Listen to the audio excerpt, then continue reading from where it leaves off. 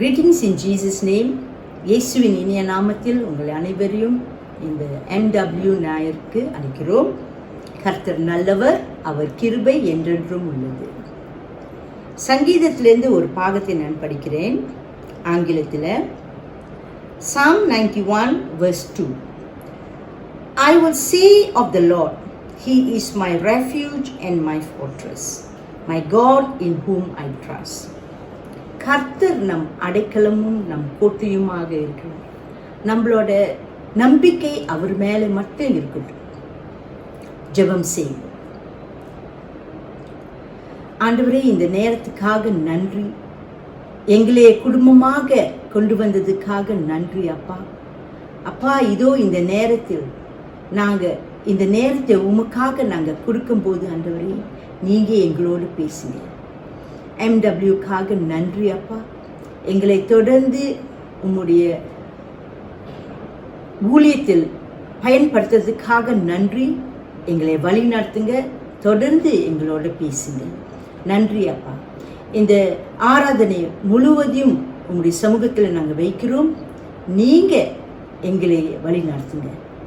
நன்றி அப்பா, நன்றி. இயேசுவின் இனிய நாமத்தில் தாழ்மையோடு கெஞ்சி மன்றாடி கேட்கிறோம். ஆமென்.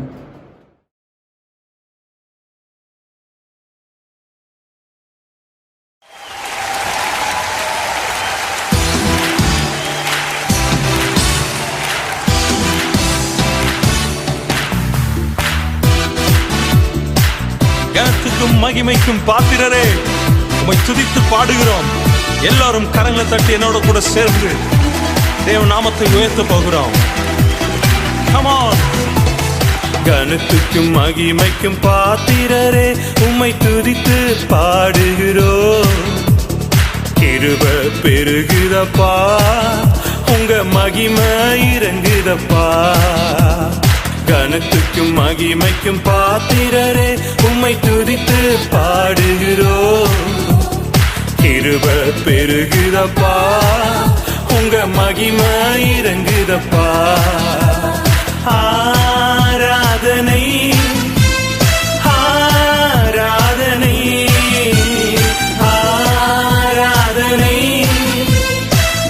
ஆராதனை.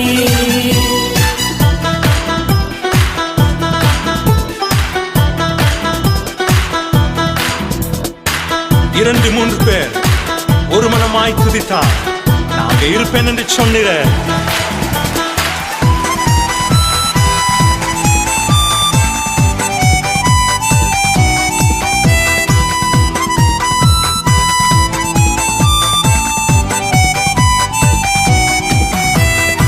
இரண்டு மூன்று பேர்கள் ஒரு மனமாய் துதித்தார். இரண்டு மூன்று பேர்கள் ஒரு மனமாய் துதித்தார். நான் இருப்பேன் என்றீரே, என் துதியில் வாழ்பவரே. நான் இருப்பேன் என்றீரே, என் துதியில் வாழ்பவரே. ஆராதனை ஆராதனை ஆராதனை ஆராதனை.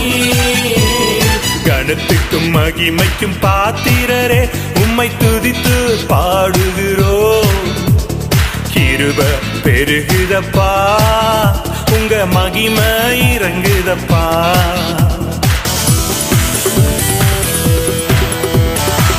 தேவனுடைய மகிமை விளங்குவதற்கு ஏதுவாக கிருபையானது அநேக ஸ்தோத்திரத்தினால பெருகும்.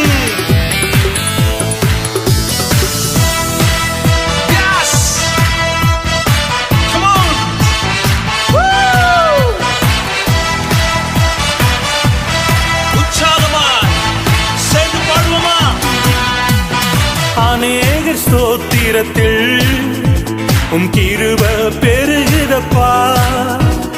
அநேக ஸ்தோத்திரத்தில் உம் கிருபை பெருகுதப்பா. உம் கிருபை பெருகும்போது உங்க மகிமை விளங்குதப்பா. உம் கிருபை பெருகும்போது உங்க மகிமை விளங்குதப்பா. ஆராதனை ஆராதனை ஆராதனை ஆராதனை. கனத்துக்கும் மகிமைக்கும் பாத்திரரே உம்மை துதித்து பாடுகிறோம். கிருபை பெருகுதப்பா, உங்க மகிமை இறங்குதப்பா. உம்மை ஆராதிக்கிறோம் ஆண்டவரே. அப்பா, உங்க அபிஷேகம் உம்மை ஆராதிக்க ஆராதிக்க எங்க மேல இறங்கி கொண்டிருக்கிறதுக்காக நன்றி. கரங்களை தட்டி தேவனை ஆராதிப்போமா? உம்மை மகிமைப்படுத்துகிற எந்த ஸ்தானத்திலும், உம்மை மகிமைப்படுத்துகிற எந்த ஸ்தானத்திலும் நீர் இறங்கி வந்திடுவீர், எங்களை ஆசீர்வதித்திடுவீர். நீர் இறங்கி வந்திடுவீர், எங்களை ஆசீர்வதித்திடுவீர். ஆராதனை ஆராதனை ஆராதனை ஆராதனை. கனத்துக்கும் மகிமைக்கும் பாத்திரரே உம்மை துதித்து பாடுகிறோம். கிருபை பெருகுதப்பா, உங்க மகிமை இறங்குதப்பா.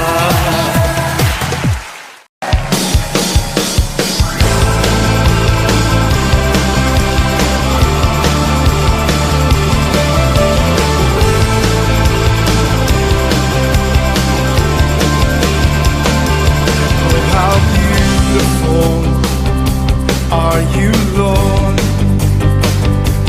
It's your words, it's your love. Oh, how glorious are you, Lord? It's your power. It was a cross that saved me and rescued me.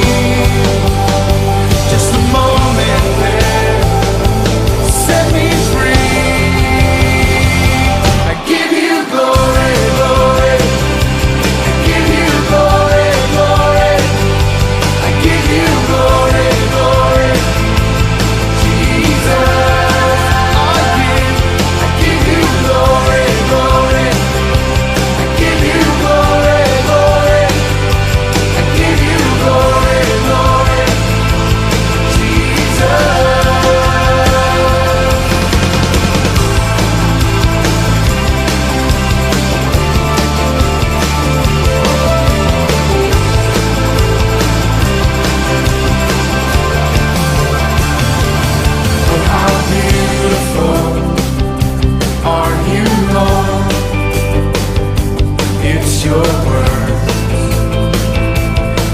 Your love, glorious. Oh, how glorious are you, Lord? It's your power. It was a cross that saved me and rescued me. Just a moment there, Jesus set me free.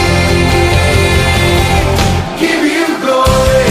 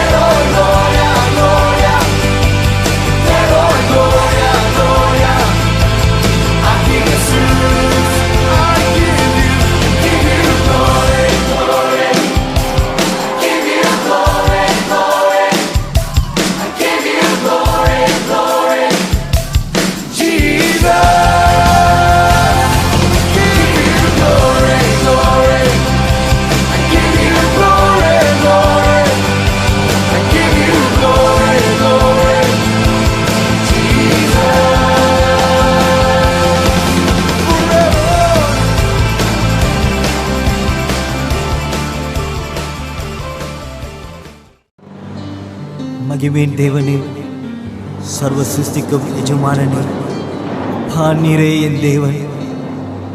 உம்மை ஆராதிக்கிறேன் ராஜாவே, உம்மை போற்றுகிறேன் என் தேவனே. நாமும் மகிமைப்படட்டும் அப்பா, நாமும் உயர்த்தப்படட்டும் ராஜா. எல்லாம் கனமும் புகழும் என்றும் உமக்கு ஆகட்டும். உம்மை ஆராதிக்கிறேன், உம்மை ஆராதிக்கிறேன் அப்பா.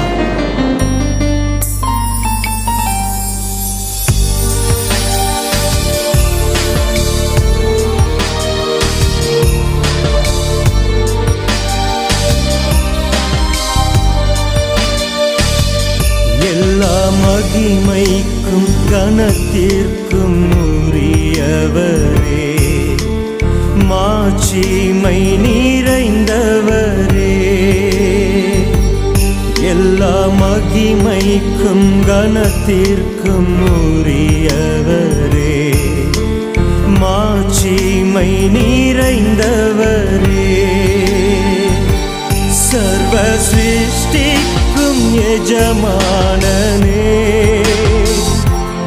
எங்கள் பரலோக ராஜாவே. சர்வ சிருஷ்டிக்கும் எஜமானனே, எங்கள் பரலோக ராஜாவே. துதி ஆராதனை உமக்கே சொந்தம், துதி ஆராதனை உமக்கே சொந்தம்.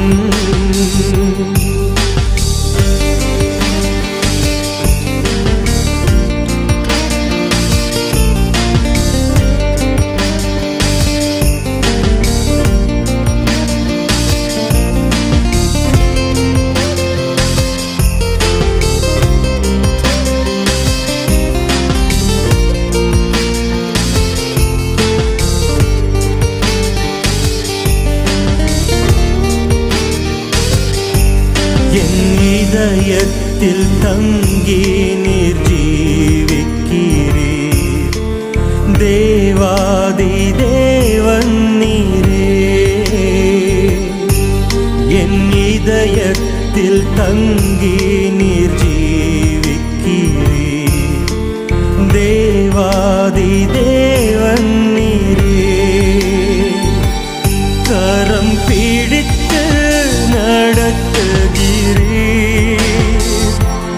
ஒரு போதும் மறவீரையா. கரம் பிடித்து நடத்துகிறீர், ஒரு போதும் மறவீரையா. துதி ஆராதனை உமக்கே சொந்தம், துதி ஆராதனை உமக்கே சொந்தம். அப்பா, இனி நான் உமக்கு தருகிறேன். இனி தேடி வந்து உன் அன்பினாலும் மீட்டெடுக்கிறேன், துதிக்கிறேன் ராஜா.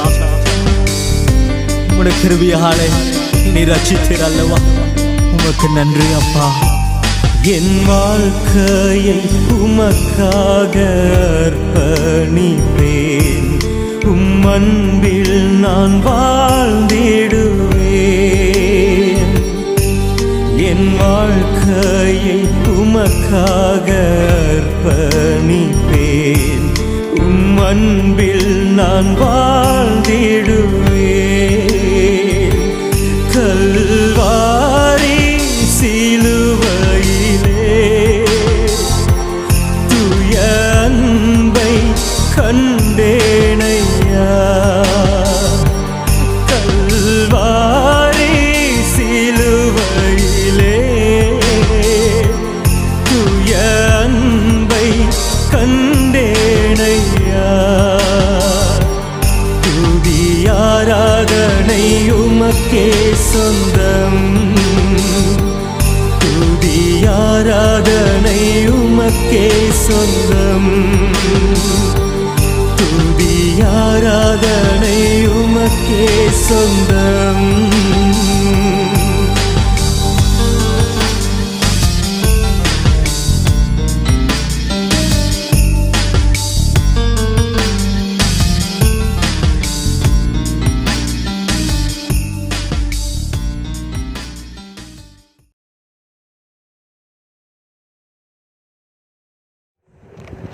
Praise the Lord. கர்த்தருக்கு மகிமை உண்டாவதாக. இன்று மாநாட்டு அளவில் நாம் மெதடிஸ்ட் பெண்கள் ஞாயிறுவை அனுசரிக்கின்றோம். இந்த காலகட்டத்தில் நாம் கடந்து செல்லும் பயங்கரமான சூழ்நிலையிலும் தேவன் நமக்கு ஆன்லைன் மூலமாக நமது ஊழியங்களை செய்யும்படி அவர் கொடுத்திருக்கும் இந்த சிலாக்கியத்திற்காக தேவனுக்கு நான் நன்றி சோஸ்திரங்களை ஏறெடுக்கிறேன். வாருங்கள் தேவ ஜனமே, நாம் ஜெபிப்போம். நல்ல ஆண்டவரே, இந்த காலை வேளைக்காக உம்மை சோஸ்தரிக்கிறேன். அகிலத்தையும் ஆளுகை செய்கிற தகப்பனே, உம்முடைய நோக்கத்தை நீர் செய்து வருகிறீர் என்று அறிந்திருக்கிறோம். இந்த நாள் மட்டும் நீர் எங்களுக்கு கொடுத்து வந்த சுகமான வாழ்க்கைக்காக உமக்கு நன்றி சோஸ்தர்களை ஏறெடுக்கிறோம். தகப்பனே, அடியேனுடைய குடும்பம், திருச்சபை, நான் நேசிக்கும் ஜனங்களை இந்த கொள்ளை நோயிலிருந்து பாதுகாக்கும்படி ஜெபிக்கிறேன். பரலோகத்தில் இருந்து நீர் கொடுக்கும் எல்லா ஈவும் அது நன்மையானது. அதை தடை பண்ணி கொண்டிருக்கும் எங்கள் பாவங்களை இயேசு கிறிஸ்துவின் நாமத்தில் மன்னிக்கும்படி ஜெபிக்கிறேன். தொடர்ந்து இந்த நாள் செய்தியை கொண்டு வரும் போதகரை ஆசீர்வதிக்கும்படியாக ஜெபிக்கிறேன். வார்த்தை உங்களுடையது. போதகரின் வாயின் வார்த்தையிலிருந்து பரிசுத்த ஆவியானவர் வெளிப்படுவீராக. தொடர்ந்து இந்த ஆன்லைன் ஆராதனையை ஆசீர்வதித்து தரும்படியாக ஜெபிக்கிறேன். மகிமை ஒருவருக்கு ஏறெடுக்கிறேன். இந்த ஜெபத்தை இயேசு கிறிஸ்துவின் இனிய நாமத்தில் கேட்கிறேன் நல்ல பிதாவே. ஆமென்.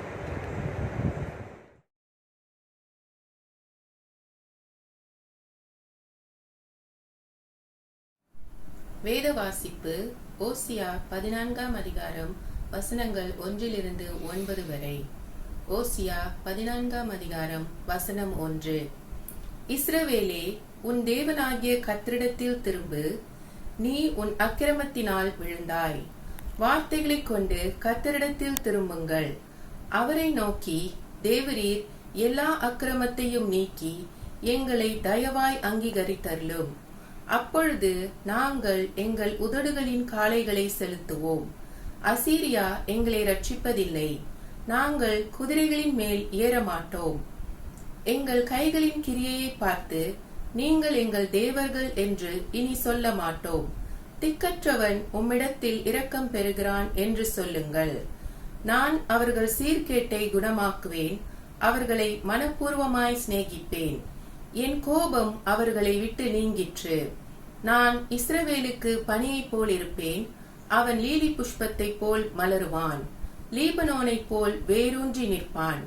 அவன் கிளைகள் ஓங்கி படரும். அவன் அலங்காரம் ஒலிவ மரத்தினுடைய அலங்காரத்தைப் போலவும் அவனுடைய வாசனை லீபனோனுடைய வாசனையைப் போலவும் இருக்கும். அவன் நிழலில் குடியிருக்கிறவர்கள் திரும்புவார்கள். தானிய விளைச்சலைப் போல செழித்து திராட்சை செடிகளைப் போல படருவார்கள். அவன் வாசனை லீபனோனுடைய திராட்சரசத்தின் வாசனையைப் போல இருக்கும். இனி எனக்கும் விக்கிரகங்களுக்கும் என்ன என்று எப்பிராயீம் சொல்லுவான். நான் அவனுக்கு செவி கொடுத்து அவன் மேல் நோக்கமாயிருந்தேன். நான் பச்சையான தேவதாரு விருட்சம் போல் இருக்கிறேன். என்னாலே உன் கனியுண்டாயிற்று என்று எப்பிராயீம் சொல்லுவான். இவைகளை உணரத்தக்க ஞானமுள்ளவன் யார்? இவைகளை கிரகிக்கத்தக்க புத்தியுள்ளவன் யார்? கர்த்தருடைய வழிகள் செம்மையானவைகள், நீதிமான்கள் அவைகளில் நடப்பார்கள். பாதகரோவென்றால் அவைகளில் இடறி விழுவார்கள். தேவன் தாமே இந்த வசனங்கள் மூலம் நம்மோடு கூட பேசுவாராக. ஆமென்.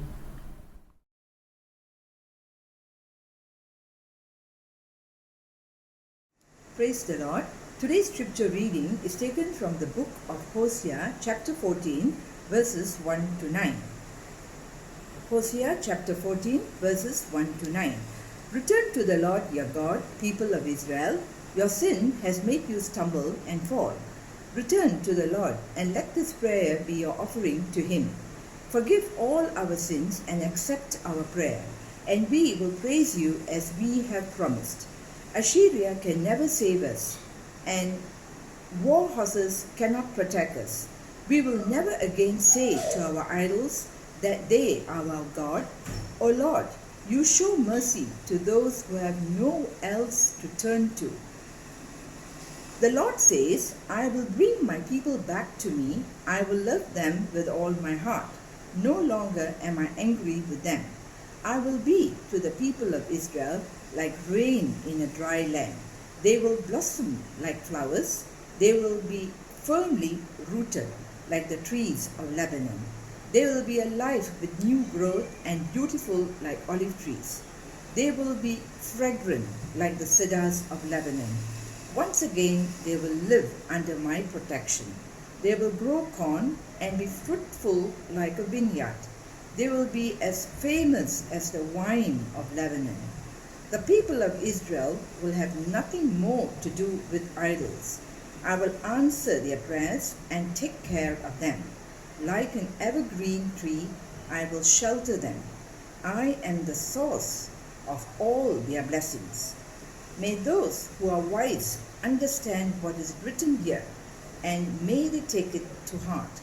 The Lord's ways are right, and righteous people live by following them. But sinners stumble and fall because they ignore them.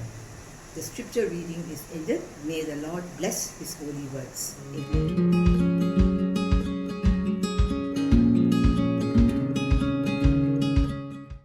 ஜெபம் செய்வோம். எங்கள் அன்புள்ள ஆண்டவரே, கிருபை நிறைந்த தேவனே, அப்பா, இந்த நாளிலும் நாங்கள் உம்முடைய வார்த்தையை வாசித்து தியானிக்கிற வேளையிலும் கர்த்தர் எங்களோடு இடைப்படும். அப்பா, உம்முடைய வார்த்தை நிமித்தமாக எங்களோடு பேசும் இந்த ஆண்டவரே செய்தி எங்கள் ஆத்துமாவுக்கு பிரயோஜனமாக இருக்கத்தக்கதாக பரிசுத்த ஆவியானவர் எங்களை முற்றுமாக ஆட்கொண்டு எங்களோடு பேசும்படியாய் எங்களை ஒப்புக் கொடுக்கிறோம். உம்முடைய நாமம் மட்டுமே மகிமைப்படுவதாக. இயேசு கிறிஸ்து நாமத்தில் ஜெபிக்கிறோம் பரமதகப்பனே, ஆமென். கிறிஸ்துவுக்கு அருமையானவர்களே, இன்றைக்கு மெத்தடிஸ்ட் பெண்கள் ஞாயிறாக இருக்கிறது. மெத்தடிஸ்ட் பெண்கள் கர்த்தருக்கு அநேக ஊழியங்களை செய்து கர்த்தருடைய நாமத்தை மகிமைப்படுத்தி கொண்டிருக்கிறார்கள். இந்த நாளிலும் அவர்கள் தொடர்ந்து கர்த்தருடைய நாமத்தை மகிமைப்படுத்தி அவருடைய ராஜ்யத்தின் சுவிசேஷத்தை அறிவிப்பவர்களாய் இருக்கத்தக்கதாக நான் அவளை வாழ்த்துகிறேன். இன்றைக்கு கொடுக்கப்பட்டிருக்கிற தலைப்பு தேவ மகிமையை தேடு. Today's title is Seek God's Glory. நம்முடைய வாழ்க்கையில் நாம் சுயம் நிறைந்தவளாக இருப்போம் என்றால் கர்த்தருடைய மகிமையை நம்மால் தேட முடியாது. Many times we do things to impress people. மனிதருடைய நல்ல மதிப்பை பெற வேண்டும் என்று நாம் பல காரியங்கள் செய்யலாம், அல்லது நல்ல காரியம் நம்ம செய்வோம், ஆனால் எல்லாரும் மெச்சிக்கொள்ளணுன்ட்டு நம்ம அதை பறைசாற்றுவோம். We may do many good things, but we proclaim it. We tell to everybody what we did. இந்த நாளில் நம்ம ஃபேஸ்புக், வாட்ஸ்அப், இன்னும் எல்லா காரியங்களும் இருக்குது. இதிலெல்லாம் நம்ம போட்டு எவ்வளோ பேர் லைக் பண்ணுறாங்க, எவ்வளோ அது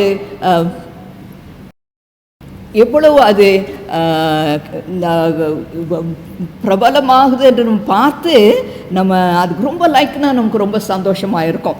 கிறிஸ்துவுக்கு அருமையானவங்களே, நம்ம சுயம் நம்மை மற்றவங்களை மெச்சிக்கொள்ள வேண்டும் என்று, மற்றவர்கள் நம்மை பெருமைப்படுத்த வேண்டும் என்று நம்ம செய்கிற எந்த காரியங்களும் கர்த்தருடைய மகிமையை தேட முடியாது.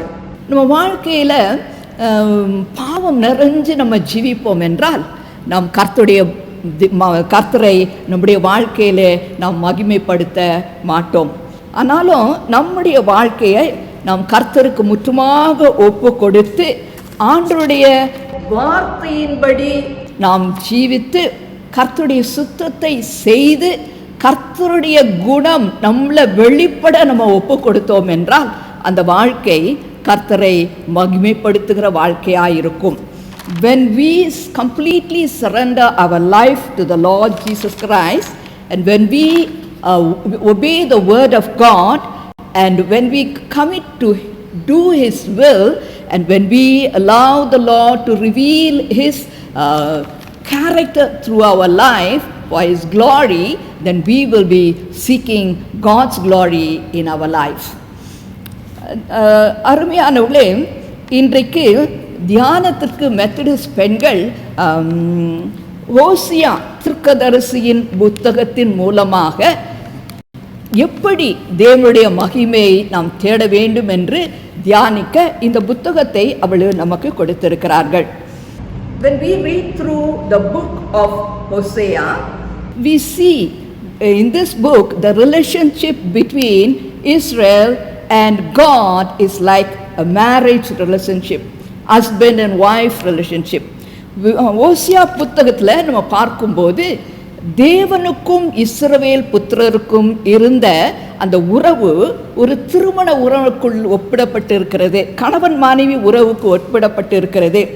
தேவன் இஸ்ரவேலோடு ஒரு உடன்படிக்கை செய்தார் மோசேயின் காலத்தில். அந்த உடன்படிக்கையின் மூலமாக அவர்கள் தேவனுடைய மக்களாக தெரிந்து கொள்ளப்பட்டு இருக்கிறார்கள். ஆனால் அவங்க இஸ்ரவேல் ஜனங்க சொன்னாங்க, நம்ம ஆண்டுடைய வார்த்தைக்கு எப்போதும் கீழ்ப்படிந்து ஜீவிப்போம் என்று சொல்லி அந்த உடன்படிக்கை அவர்கள் செய்தாங்க. ஆனால் ஓசியாவின் காலத்தில் அவங்க ஆண்டுடைய வார்த்தைக்கு கீழ்ப்படியவில்லை. During the time of Hosea, the people of God rebelled against God and they did not obey the word of God. God says, அவங்க என்னை தள்ளி விட்டுட்டாங்கன்னு சொல்றாரு. அவங்க என்னை தள்ளி விட்டாங்க. They rejected me. அவங்க விக்கிரகங்களுக்கு பின்பாக சென்று விக்கிரகங்களை செய்து விக்கிரகங்களை வணங்கினாங்க. They did not love the Lord God with a whole heart, mind and soul.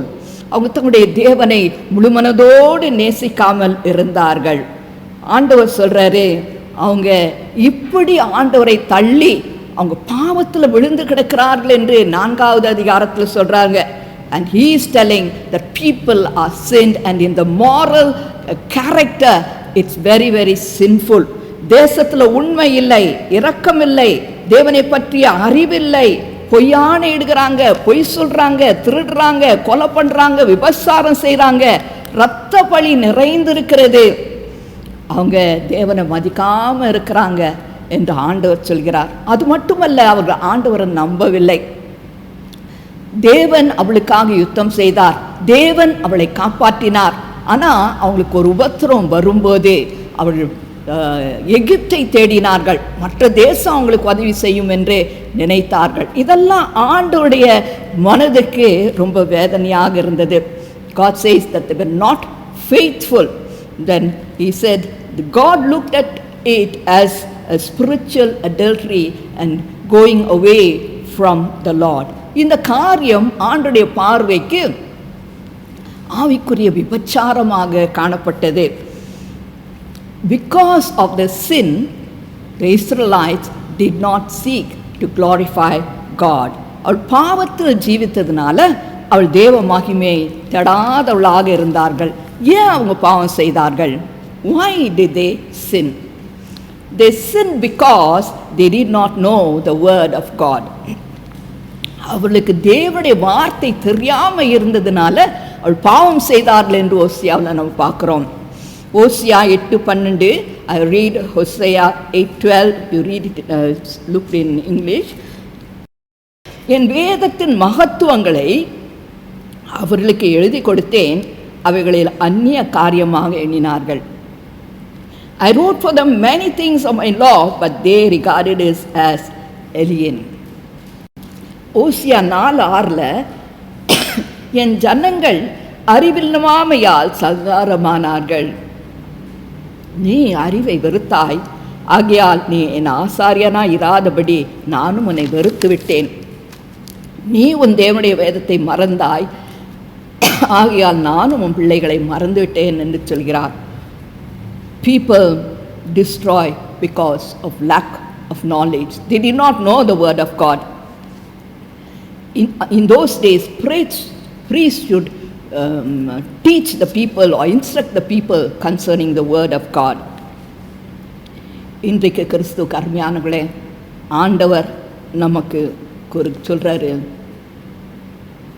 பாகமம் 6:7, ஆண்டுடைய வார்த்தையை நம்ம கர்த்தா பிள்ளைகளுக்கு போதிக்கணும். தகப்பன்மாருக்கு சொல்கிற, வீட்டில் உட்காரும்போதும் நடந்தாலும் படுத்தாலும் எழுந்திருந்தாலும் ஆண்டவருடைய வார்த்தையை நீ அவளோடு பேசு என்று உபாகமம் 6:7 சொல்கிறாரு.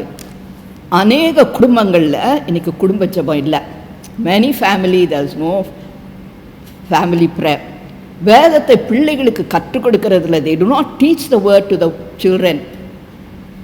Father has no time and mother also has no time. They send to the church school and they think that is enough, and some of them don't even send them to the church school. உலக பிரமார காரியத்துக்கு முக்கியத்துவம் கொடுக்குறாங்க. பிள்ளைகளை பள்ளிக்கு அனுப்புகிறாங்க, டியூஷனுக்கு அனுப்புகிறாங்க. அதுக்கு பிறகு ஸ்மார்ட் ஃபோன் எல்லாம் இருக்குது. ராத்திரி ஜபத்துக்கு கூப்பிட்டா ஐம் டயர்ட், மேக் இட் ஷார்ட்னு சொல்லுவாங்க பிள்ளைங்க. ஆகையினால பிள்ளைகளுக்காக சுருக்கமாக ஜெபம் செய்து முடித்து விடுவார்கள். காலை தியானம் இல்லை, மாலை தியானம் இல்லை, வேத அறிவும் அவங்களுக்கு இல்லாமல் இருக்கிறது. இப்படி உலக பிரகாரமாக ஜீவித்தா ஒரு சந்ததி, தேவி பக்தியற்ற ஒரு சந்ததி எழும்பும். கிறிஸ்து கருமையானவர்களே, தேவ நேரம் இல்லை என்று சொல்லி கொண்டு இருக்கிற நம்மை இந்த MCO காலங்களில் குடும்பமாக வீட்டில் உட்கார வைத்திருக்கிறார். We were telling that we have no time, and God has made us sit as a family during this time. He who is wise will make use of this time. ஞானமுள்ளவன் இந்த நாட்களை பிரயோஜனப்படுத்திக் கொள்வார். ஏனென்றா ஆண்டவர் சொன்னாரே, கடைசி நாளில் கொள்ளை நோய், பூமி எதிர்ச்சி வரும், இதையெல்லாம் வேதனையின் ஆரம்பம் என்று சொல்லியிருக்கிறார். The time that is going to come worse than this. But if the children are not rooted and grounded in the word of God, if they do not know the word of God, if they don't have that faith in the Lord Jesus Christ, they will be like the house built on the sand. அவள் எப்படி இருப்பார்கள் என்றால், மணலில் கட்டின வீட்டை போல இருப்பாங்க. வருகிற போராட்டங்களின் காலங்களில் விழுந்து போய் விடுவார்கள். கிறிஸ்து கருமையானவர்களே, இந்த காலத்தை பிரயோஜனப்படுத்திக் கொள்வோம். ஆண்டவர் நமக்கு கொடுத்துக்கிட்ட காலத்தில் நம்ம குடும்பமாக வேதத்தை வாசித்து தியானித்து, கிறிஸ்து கருமையானவர்களே, இந்த காலங்களை நாம் பிரயோஜனப்படுத்தி கொண்டு கர்த்தருடைய அண்டை நாம் சேர்ந்து ஜீவிக்கவும், கர்த்தருடைய சுத்தத்தை செய்யவும் இந்த நாட்களிலே நாம் ஒப்பு கொடுப்போம். மூன்றாவதாக யோசியா புத்தகத்தில் பார்க்கும்போது, அவர்கள் தேவனை விட்டு வழி விலகி போனாங்க. ஆனால் ஆண்டவர் அவர்களை நேசித்து மறுபடியும் என்கிட்ட திரும்பு என்று அழைக்கிறார். God's great love called Israel to repent and return to him, to his first love, to him. They've gone after the lovers, they've gone after all the other things, they went after the idols, but he is telling them, come back to me, come back to your first love. He said to Israel, because they are an adulterous nation, அவங்க சோரம் போனாங்க என்று ஆண்டவர் சொல்லி என்கிட்ட நீ திரும்பு என்று சொல்றாரு. திரும்பு என்று சொல்றாரு. God is like a loving, faithful husband to Israel who keeps the covenant. தேவன் உடன்படிக்கை காக்கிற ஒரு கணவரை போல இஸ்ரவேலுக்கு இருக்கார். அவர் அன்பானவர். He showed great love no matter how many times they disobey.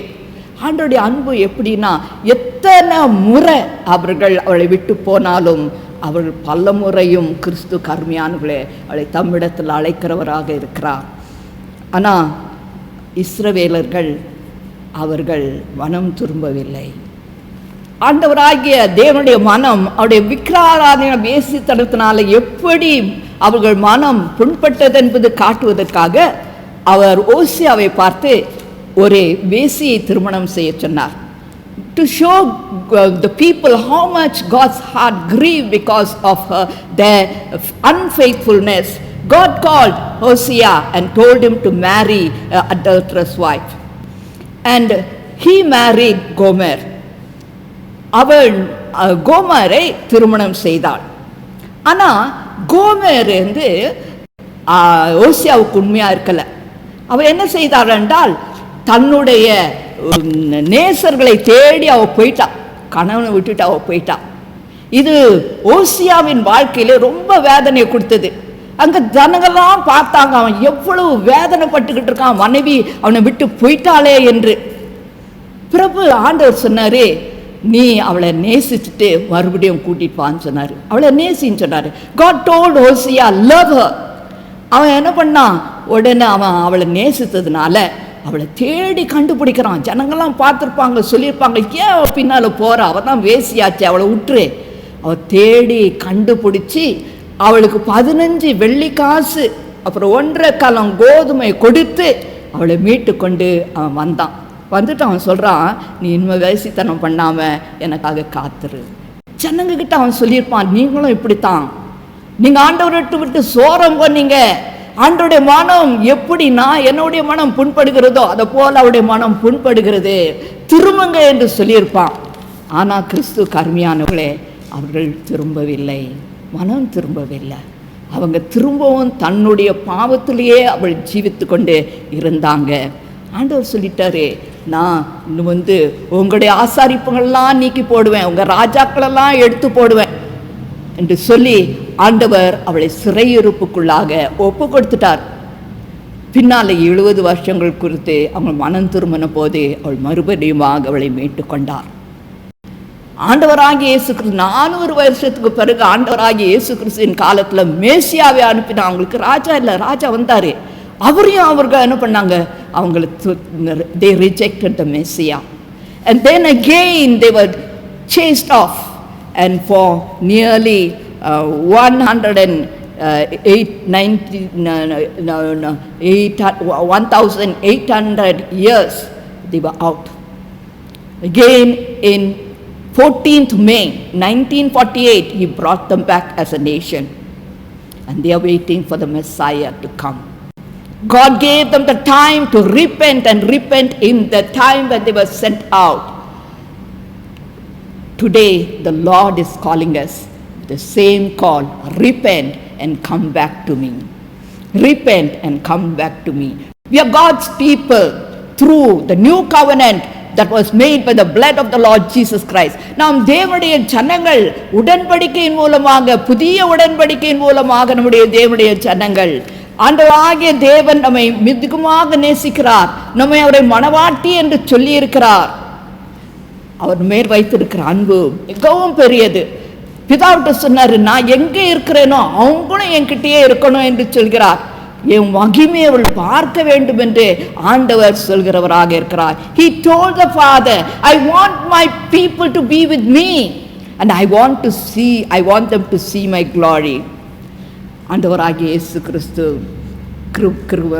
அருமையானவர்களே, இந்த காலங்கள் கர்த்தராகிய இயேசு கிறிஸ்து மறுபடியுமாக வரப்போகிற காலங்களுக்கு சமீபமாக இருக்கிறது. நம்மளை பார்த்து ஆண்டவர் சொல்கிறாரு, மனம் திரும்பு. இஸ்ரவேலுக்கு ஆராதனை இல்லாமல் அவளை தள்ளி வைத்திருந்த இந்த காலங்கள் அவள் மனம் திரும்ப அவளுக்கு தள்ளி வைத்திருந்த காலங்களாக இருக்கிறது. இன்றைக்கு நமக்கு வீட்டில் நேரத்தை கொடுத்திருக்கிறார். கிறிஸ்து கருமையானங்களே, this is a time to repent and return to God. ஒருவேளை நம்ம உலக பிரகாரமாக ஜீவித்து கொண்டு இருக்கலாம், நம்முடைய உள்ளத்துல அநேக விக்கிரங்கள் இருக்கலாம், தேவனுக்கு கொடுக்க வேண்டிய இடத்தை நம்ம கொடுக்காம இந்த உலக பொருளுக்கும் நம்முடைய சுயநலத்திற்கும் பலவித காரியங்களை நம்முடைய உள்ளத்துல நம்ம நிறைத்து நம் தேவனை நாம் அவரை கனப்படுத்தாமல் இந்த காலங்களில் இருந்திருக்கலாம். நம்முடைய பணம், பெருமை, நம்முடைய புகழ், அந்தஸ்து எல்லாமே நமக்கு முக்கியமாக இந்த காலங்களில் இருந்திருக்கலாம். ஆண்டவர் சொல்றாரு, என்னிடத்துல திரும்பு, ரிட்டர்ன் டு மீ. அதுதான் 14வது அதிகாரத்தில் 1 வசனத்தில் நீங்கள் பார்த்தீங்கன்னா அவர் சொல்றாரு, இஸ்ரவேலே என்னிடத்துல திரும்பு என்று சொல்கிறார். உன் கர்த்தராகிய தேவனிடத்தில் திரும்பு. அதே காரங்கள் இன்றைக்கு கிறிஸ்து கருமையானவர்களே நமக்கு கொடுக்கப்பட்டு இருக்கிறது. நம்முடைய வாழ்க்கையில் நம்ம நிறைய காரியம் செஞ்சிட்ருக்கோமே, அருமையானவர்களை சிந்தித்து பார்க்குற காலம். யார் புகழுக்காக நம்ம செய்கிறோம், யார் மகிமைக்காக நம்ம செய்கிறோம்? எத்தனையோ திட்டங்கள் போடுகிறோம், எதையோ காரியங்கள் செய்கிறோம், எல்லாவற்றையும் ஆண்டோடைய மகிமைக்காக நம்ம செஞ்சு கொண்டு இருக்கிறோமா? நம்முடைய வாழ்க்கை பாவத்தில் நம்ம ஜீவித்து கொண்டு அதை குறித்து கரிசனை அடையாமல் மனம் திரும்பாமல் இந்த நாட்களில் நம்ம இருக்கிறோமா? கிறிஸ்து கருமையானவர்களே, இது சிந்திக்கிற காலமாக இருக்கிறது. நாம் அவருடைய பாவத்தை அறிக்கையிடுகிற காலமாக இருக்கிறது. நம்முடைய குடும்பமாக நம்முடைய சமூகத்தில் உட்கார்ந்து கிறிஸ்து கர்மியானங்களே நம்மை ஆராய வேண்டிய காலமாக இருக்கிறது. நம்மை ஆராய்ந்து பார்த்து ஓசியா 14 and he says, when we confess our sins, வார்த்தையை கொண்டு கர்த்தரிடத்தில் திரும்புங்க. இங்க ஆண்டவரே, நாங்கள் இப்படி பாவம் செய்தோம் ஆண்டவரே, நாங்கள் உண்மை நினைக்காம இருந்தோம், எங்க மனம் போன போக்குல சென்றோம் ஆண்டவரே, என்னுடைய வாழ்க்கை வெறுமையா இருக்கு ஆண்டவரே, எங்களை மன்னியும் என்று சொல்லி ஆண்டவரிடத்தில் திரும்பும் போது, when we come to him through our word and confessing our sins, கர்த்தர் வேதம் சொல்லுது, அவர் நம்மை தயவாய் அங்கீகரிப்பார். He will receive us, he will forgive us and he will receive us. அப்பொழுது நாங்கள் எங்கள் உதடுகளின் காலில் செலுத்துவோம் என்று சொல்கிறார். அப்பொழுது then we will praise him. When we confess our sins, when God forgives us of sins, and when we receive us back, our heart will be filled with praises. That's what verse 2 says. உங்கள் உதடுகளின் துதியை நீங்கள் செலுத்துவீர்கள். கிறிஸ்து கர்மியானங்களே, பாவத்தை அறிக்கையிட்டு ஆண்டோடைய சமூகத்தில் அவரை துதித்து கொண்டு இருக்கும்போது, ஆண்டவரே உங்களைத்தான் நம்புகிறோம், நீரென்று எங்களுக்கு வேறு யாரும் இல்லை என்று முழுமையாக கர்த்தருக்கு ஒப்பு கொடுப்போம். 3வது வசனம் சொல்லுது, அசிரியா இல்லை ஆண்டவரே, நீங்கள் தான் எங்கள் தேவன், உங்களைத்தான் இந்த COVID-19 காலமாக இருந்தாலும் எந்த காலமாக இருந்தாலும் நாங்கள் உங்களைத்தான் நம்புகிறோம் ஆண்டவரே, நீரே எங்கள் ரட்சகர், நீரே எங்களை தாங்குகிறவர், நீரே எங்களை வழி நடத்துகிறவர் கர்த்தாவே என்று கிறிஸ்துவுக்கு அருமையானவர்களே, அவருக்கு நம்மை ஒப்பு கொடுக்கும் போது ஆண்டவர் என்ன செய்வாரா, நம்முடைய சீர்கேட்டை 4வது வசனத்தில் நம்முடைய சீர்கேட்டை மாற்றி போடுவார். அவர் அன்புள்ள தேவன், நம்முடைய சீர்கேட்டை மாற்றி போடுகிற தேவனாக இருக்கிறார். அவர் சொல்றாரு, மனப்பூர்வமாய் உன்னை நினைப்பேன். I will love you, truly I will love you, I will change you, I will transform you and I will love you. That's what he is telling. I will not be angry with you. Verse 4 says, I will not be angry with you. உன் மேல கோபமாக இருக்க மாட்டேன். கிறிஸ்து கடுமையானவளே, ஆண்டவர் சொல்றாரு, அவருடைய சமூகத்தில் நம்ம காத்திருக்கும் போது பனியை போல் இருப்பேன் என்று சொல்கிறார். பனியை போல் அவர் நம்முடைய சமூகத்தில் இறங்குவார். கிறிஸ்து கருமையானவர்களே, கர்த்தருடைய சமூகத்தில் நம்ம காத்திருந்து அவருடைய அழகை பரிசுத்த ஆவியானவர் பனியை போல நம்ம மேலே இறங்குகிற பரிசுத்த ஆவியானவர் அவருடைய சமூகத்தில் இருக்கும்போது நம்முடைய குணத்தை அவருக்கு காட்டுவார். He will reveal our nature, our fallen nature to us. And he will also show the beauty of Christ to us. தேவனுடைய அழகையும் நமக்கு அவர் காட்டுவார். When we surrender ourselves to him. ஆண்டவரே, என்னுடைய பாவத்தை ஒப்பு கொடுக்கிறேன், என் பெருமையை ஒப்பு கொடுக்கிறேன், என்னுடைய ஆண்டவரே கோபத்தை ஒப்பு கொடுக்கிறேன் என்று நம்முடைய விழுந்து போன நம்முடைய குணத்தை கர்த்தருக்கு நாம் ஒப்பு கொடுக்கும் போது, கிறிஸ்து அருமையானவர்களே, கர்த்தர் நம்மை உயிர்ப்பிப்பார். கர்த்தர் நம்மை உயிர்ப்பிப்பார். முழுமையாக கர்த்தருக்கு நாம் ஒப்பு கொடுக்கும் போது கர்த்தரால் நிரப்பப்பட்டவர்களாயிருப்போம். We will be filled with Christ, no more self. When we completely surrender, truly surrender our life, truly surrender our backsliding, truly surrender all our sins to the Lord will receive it. The Lord will transform it. நம்மை முழுவதுமாக மாற்றுவார். He'll enable us to love him more and more and more. அவரை இன்னும் அதிகமாக நேசிக்க கர்த்தர் நமக்கு உதவி செய்வார். He will enable us to love the people who hurt us. Like Hosea, God loved the people who hurt him. He will enable us to love the people who hurt us. The people who are selfish, who are not concerned about our feeling, அவர்கள் சுயநலமாக இருந்து நம்முடைய உணர்ச்சியை அவர்கள் புண்படுத்துகிற மக்களையும் கர்த்தர் நேசிக்க அவர் நமக்கு உதவி செய்வார். Those who betray us, just like Israel, God will still enable us to love them. When God's love is revealed in our lives, dear beloved, God's name will be glorified. தேவனுடைய அன்பு நமக்குள்ளாக வெளிப்படும் போது கிறிஸ்து கருமையானவர்களே, தேவனுடைய நாமம் வெளிப்படும், மகிமைப்படும். கிறிஸ்து கருமையானவர்களே, every time we choose to pray, every time we have bitter and hateful thoughts about a person, let's come to the Lord. We'll tell the Lord, I Help me to love the person. I don't want to hurt the person. I don't want to hate the person. The Lord will lose us from the power of that bitterness that controls us. நமக்கு அந்த கோபம் வைராக்கியம் வரும்போதே, ஆண்டவரே இந்த கோபம் எனக்கு வேண்டாப்பா, அதை வெறுக்கிறேன் என்று சொல்லி ஆண்டவர்கிட்ட, ஆண்டவரே என் அன்புனால நிரப்பும் என்று நம்ம ஒவ்வொரு முறையும் ஜெபிக்கும் போது அந்த கோபம் நம்ம மேலே வச்சிருக்கிற அந்த பிடியை விட்டு அகன்று போகும். கிறிஸ்து கருமையானவர்களே, அவரை போல நேசிக்க கர்த்தர் நமக்கு உதவி செய்வார். கிறிஸ்து கருமையானவர்களே, இந்த காலங்களில் நம்ம ஆண்டவரை நேசிக்கும் போது நம்மளை மட்டும் இல்லை, நம்முடைய கண்கள் உலகத்தில் ஆண்டவரை அறியாத ஜனங்க, வழி தப்பி போன ஜனங்களை அவர் நமக்கு காட்டுவார். அவளையும் நேசிக்க உதவி செய்வார். கிறிஸ்து கருமையானவர்களே, அந்த வாரம் அந்த பவுல் சொல்கிறது போல கிறிஸ்துவின் அன்பு எங்களை நெருக்கி ஏவுகிறது. அந்த அன்பு தான் அவளுக்கு சுவிசேஷத்தை சொல்ல உதவும். அந்த அன்பு தான் வெளியே போன மக்களை ஆண்டவரத்தில் திரும்புறதுக்கு அவளை வழி நடத்துகிறது. அந்த கிறிஸ்துவின் அன்பு தான். அந்த அன்பு இல்லைன்னா நமக்கு ஆத்மபாரமும் இல்லை, அவளை குறித்து நம் கரிசனையும் இல்லாமல் இருப்போம். கிறிஸ்து கருமையானவர்களே, ஆண்டோடைய அன்பினால் நிரப்பப்பட ஒப்பு கொடுப்போமா? இந்த அன்பு நம்ம இணைக்கிற அன்பாக இருக்கிறது. It will unite us as family. It will unite us as church. It will unite us as Methodist women. நம்ம அதை இணைக்கிற ஒரு அன்பு தேவனோடு நம்மை இணைக்கும், நம்முடைய குடும்பத்தோடு நம்மை இணைக்கும், நம்முடைய சமுதாயத்தில் நம்முடைய சபையில் இருக்கிற மக்களோடு நம்மை இணைக்கும். Unity bring glory to God. நம்ம அப்படியாக இணைந்திருப்போம் என்றால் கர்த்தரை மகிமைப்படுத்துகிறவர்களாக இருப்போம். கிறிஸ்து கருமையானவளே, இந்த காலத்தில் நம்ம சிந்தித்து பார்ப்போம். ஆண்டோடைய அன்பு நம்மால் நிறைந்திருக்கிறதா அல்லது சுயம் நம்மை நிறைந்திருக்கிறதா சிந்திப்போம். அருமையானவர்களே, நம்ம ஒப்பு கொடுப்போம். ஆண்டோடைய அன்பு நம்ம நிறைந்திருந்து அவருடைய குணம் நம்மளை வெளிப்படும் என்றால் கர்த்தர் மகிமைப்படுவார். கர்த்தருடைய வருகை சமீபம், ஆயத்தப்படுங்கள் என்ற அந்த சொல் தொனித்து கொண்டே இருக்கிறது. மரநாத்தா வாருமாண்டவரே என்று சொல்வோமா? அவருக்கு ஒப்பு கொடுப்போமா? அவர் சீக்கிரத்தில் வரப்போகிறார். ஜெபம் செய்வோம். அன்புள்ள ஆண்டவரை, முழுமையாக எங்களை உமக்கு ஒப்பு கொடுக்க உதவி செய்யுங்கப்பா. உம்முடைய குணம், உம்முடைய அன்பு, உம்முடைய அழகு எங்களில் காணப்படட்டும் சுவாமி. நாங்கள் லில்லி புஷ்பத்தை போல அழகுள்ளவளாக இருக்கும். கேதுரு மரங்களைப் போல நாங்கள் உறுதியாகவும் நிலைத்திருக்கவும் எங்கள் வாசனை வீசத்தக்கதாக தேவரீர் எங்களை முற்றுமாய் ஆட்கொண்டு எங்களை வழி நடத்துங்க. உங்களுடைய நாமம் எங்கள் வாழ்க்கையிலே மகிமைப்படுவதாக. இயேசு கிறிஸ்து நாமத்தில் ஜெபிக்கிறோம் பரம தகப்பனே. ஆமென்.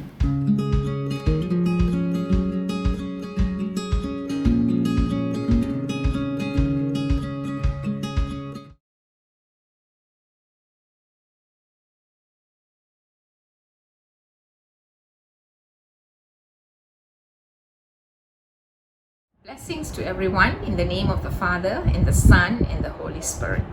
My testimony for today is to thank God for what He has done to my family during this time. Okay, despite everyone in the world being without food, there's so much of poverty, there's famine, okay, there's loss of jobs, okay, but God has never let us down.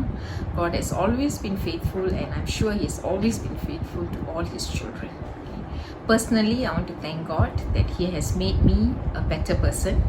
He has given me a lot of patience, all right, which I never had. I was always rushing doing things. He has also taught me how to spend more time with Him, reading His Word, worshiping Him.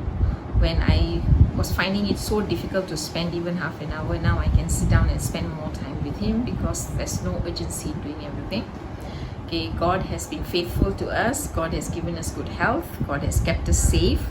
And I believe He will continue to keep us safe until everything comes to an end. God always has a reason for everything that He does. And I'm sure the reason for this MCO was to bring all His children closer to Him, to understand them better, and to appreciate Him more, and to get closer to Him. Okay, the MCO has also been brought me closer to a lot of people. I have time to call them and talk to them. He taught me how to appreciate my family, my children, my neighbors, my colleagues, right? I'm able to call them and talk to them now. I have more time for them, okay? Despite there being no job now for me, as I am doing training and there's no training for me now, but God has never failed, okay? it is so difficult to imagine how gracious God is in terms of love, kindness, faithfulness. Name it, He is just unimaginable how good God has been to us. I want to thank God, and I pray that God will continue to bless the church family and will be with each and every one of us as we continue to go through this time, these very trying times for a lot of us. But we know we have one person who's our God, who's always faithful and who will always protect us, keep us safe, and never leave us in distress or in any kind of pain or agony. Thank you.